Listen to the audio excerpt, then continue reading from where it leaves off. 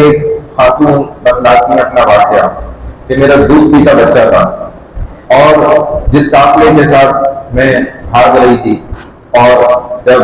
کوئی دستہ فوجی ہمیں نظر آتا محسوس ہوتا تو ہم کھیتوں کے اندر چھپ جاتے، اور ہمارا یہ جو قافلہ تھا جو چند لوگوں پر مشتمل تھا تقریباً 30 سے 35 افراد، اور میرا دودھ پیتا بچہ تھا، کھاتیاں سوکھ چکی تھیں، کچھ کھانے کو مل نہیں رہا تھا، تکلیف تھی، اس کے باعث اب یہ بچے کی بھی پیٹ نہیں بھر رہا تھا، تو یہ شدت سے نا گرمی الگ، تکلیف الگ اور بھوک الگ، اس شدت سے نا اب یہ رونے لگا، اور میں نے اس کا منہ جو ہے نا دبا دیا، کیونکہ اگر اس کے رونے کی آواز وہ فوجیوں تک جاتی تو یہ جو 30-35 افراد تھے یہ سارے ہی پھر قتل کر دیے جاتے، شہید ہو جاتے، ایک میرے اس دودھ پیتے بچے کے پیچھے۔ تو یہ خاتون نے اپنا واقعہ خود اس نے جدھر سنایا پھر انہوں نے بتایا، یعنی کہ اس واسطے سے پہنچا، تو فرماتے کہ اس عورت نے نا اپنے بچے کا منہ پہلے تو دبا دیا کہ آواز نہ نکالے، بڑی کوشش کر لی اس نے، جب اس نے دیکھا کہ نہیں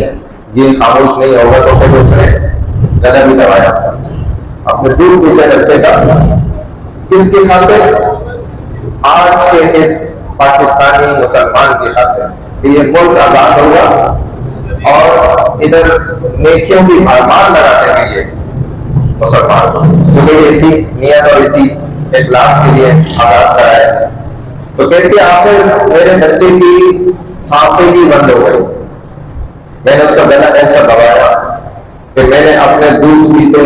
بچے کو خود اپنے ہاتھوں سے قتل کر دیا۔ یہ ملک بن جائے اور یہاں کے مسلمان اسلام کا جھنڈا بلند کر لیں، کل کو خدا کی قسم ہم کھا کر، میں بھی کہہ رہا ہوں خدا کی قسم کھائے ہم بھولے نہیں ہوں گے کہ اللہ نے نا اس عورت کو اور ہمیں نا سامنے کھڑا کرنا ہے اور کہنے کہ آپ لے لو بھائی سب لفظ اس قوم سے، ان مسلمانوں سے، نام کے مسلمانوں سے کہ جنہوں نے اس ملک کے بننے کے بعد مطلب بیڑا غرق کر کے رکھ دیا، دین پہ عمل کرنا ہے، اس کی بات سننے کو ان کے پاس وقت نہیں تھا،